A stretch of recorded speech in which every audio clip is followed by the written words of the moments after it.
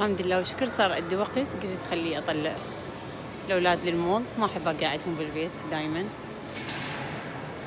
شكت حلو.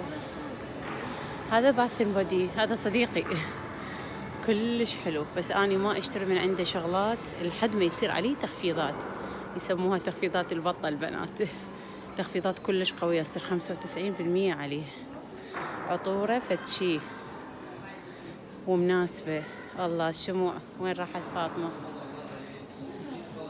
أم ليوت تموت على الشموع، كلش حلو.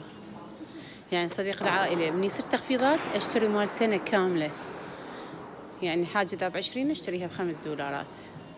سنة كاملة أنا ما أشتري أي شيء بس بالتخفيض. اشترى هدايا للعراق هماتين إذا يزود، كلش حلو. يلا تونسوا وياي.